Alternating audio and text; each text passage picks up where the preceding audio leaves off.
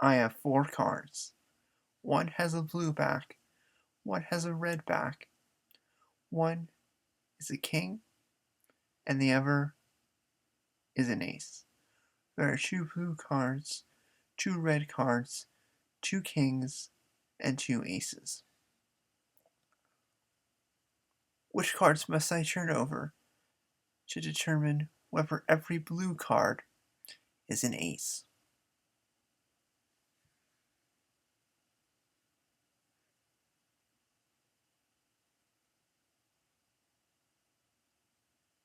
Some of you may be saying, aha, this is the Wason selection task.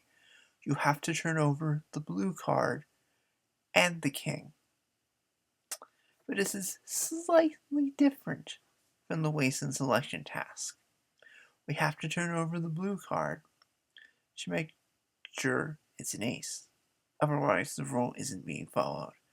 We don't have to turn over the red card because our rule doesn't say anything about red cards. So which of the other 2 cards do we have to turn over? Turning over either one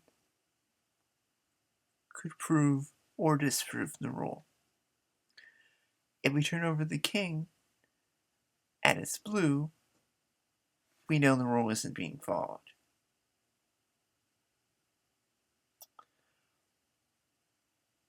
But what happens if we turn over the ace?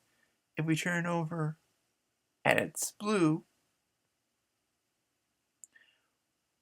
the rule is being followed. But if we turn it over and it's red, we also know the rule isn't being followed. This is assuming we turn over the king over and it's red.